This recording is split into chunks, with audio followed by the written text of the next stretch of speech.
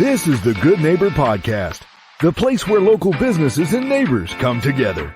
Here's your host, Scott Howell. Hello, neighbors. Welcome to another edition of the Good Neighbor Podcast, brought to you by the Friends and Neighbors Group. My name is Scott Howell, and I'm your host. Joining me today is our good neighbor, Dr. Kelly Mueller, owner of Key to Change Wellness. Welcome, Dr. Kelly. Thank you for being our special guest today on the Good Neighbor Podcast. Yeah, thank you so much for having me. Our pleasure. Thank you so much for taking a little time out of your day for us. Just to jump right in, we're wanting to learn a little bit more about who you are and who Key to Change Wellness is and what you offer the community. But just on a little personal note, would you like to share anything with us about yourself and your family? Yeah, so I'm actually from Wisconsin originally. I grew up on a dairy farm about 40 miles west of Madison, Wisconsin. And then I ended up going to physical therapy school at University of Wisconsin before I moved down here. So I'm an only child, very close relationship with my parents. When I moved down here, they both visited me 9 times the first year I was here. So that's probably how you could tell I'm an only child. But now it's myself and then my fiancé, who's also my business partner. And then we have a sheepadoodle named Fletcher, who we love probably too much. That's awesome. I love that about you and your family. There's nothing like a good, solid family, that's for sure. Yes.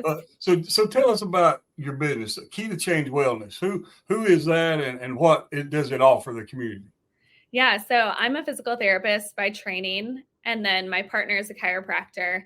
So I started the practice actually when we had only been together for about a year. So I really started it with the foresight that maybe he would join me eventually, hence the wellness name instead of physical therapy.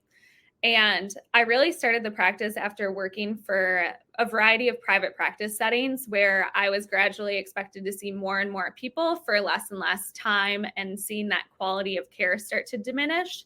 So I started Key to Change Wellness, really wanting to be able to treat the way I wanted to treat, spend that time with my patients where I could take more of a holistic view, and then just be able to really not be withheld to the standards that insurance was setting on us and all of those limitations that I was seeing.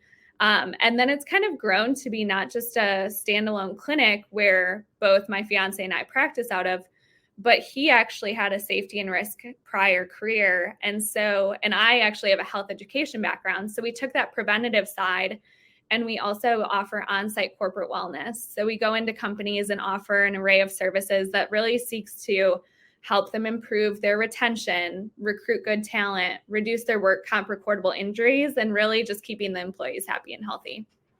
Wow, that is quite a resume. Well, thank you. That's amazing. Tell our listeners about your journey. How did you wind up getting into your business? So as soon as I got done with PT school, I did an orthopedic residency, and I started right off the bat doing that while I worked at a small private practice in Wisconsin. And that really helped me get kind of the sales and marketing side of things working in a private practice. So I started to kind of see the behind the scenes as to what it could look like to run my own practice through that, and had a really great mentor named Kevin. And he just taught me a lot of the business side of things early on in my career. And then the pandemic hit. And like many people, it really changed my trajectory. I moved down here in the heart of the pandemic. So July of 2020, I was off work for 10 weeks. I just finished that residency, sat for an 8-hour board exam, and went from being super busy in the clinic, studying nights and weekends, to nothing for 10 weeks. And I got very stir crazy, like most of us did during that time. Oh, yes. And I started to reevaluate, do I want to deal with Wisconsin winters for the rest of my life? Is there something else I want to try? So I moved down here, took a clinic manager position, again, in orthopedic private practice, and then worked at a different private practice and kept finding myself wondering what was next for me, always being the achiever style personality. I just kind of wondered, what does this look like when I have a family? Can I sustain seeing 20 people a day? Am I happy? And, I found myself finding no to a lot of those things and thought this was the time to really go out on my own and see if I could make a go of it. So here we are. It'll be 2 years in June. So well, congratulations. That's a wonderful journey. Can you tell us about any myths or maybe misconceptions that people may hear about your product or service or industry? Yeah, absolutely. So I can speak to the physical therapy side and the chiropractic side because I think both have bad myths or misconceptions for different reasons. So with the PT side, one of the most common things that I hear is, I just kind of get put off to the corner. I'm one of many. I do the same exercises that I was given for home. So like, why am I here just kind of doing the same thing? My PT is very distracted. I maybe get handed off to like a tech or somebody that's not my main provider because they're just busy. It's kind of an assembly line. And that's definitely what I experienced before I started my practice, where now we spend an hour together. It's one-on-one. I'm doing hands-on for sometimes 45, 50 minutes of the hour. So that's definitely different. My attention's not so divided. And then with the chiropractic side, I know Dr. Johnny, my fiance, he is frustrated with the crack pop in and out model where there's not a lot of follow through. People feel like they're in and out the door in 5 minutes. You're trying to be sold this like really extensive plan of care, and it feels more of that business model. So we both really try to take that one-on-one time and make sure that everyone feels like it's an individualistic approach to their care. Do you find yourself helping the same people, one side of practice and both sides of the practice, maybe finding a help for the same person, the same patient? Yeah, absolutely. We actually were co-treating this morning. We have a pregnant mom with back pain. So it really lets us like figure out, hey, we think you'll get better twice as fast if we both work together instead of feeling like one of us has to dominate. So he can do the adjustment. We have a lot of overlap in how we practice, but we both can kind of collaborate to help our patients even better. That's wonderful. Being someone that has been treated and helped by both sides of what you do, I can attest to the fact that that's wonderful news to hear. So moving away from the business side a little bit, let's talk about you and your fiance, since y'all are partners. What do y'all do for fun when you're not working on the business? Yeah, I was laughing because you sent over some questions for me to prep for. And I was like, man, you realize how not fun you are when you get asked what you do for fun.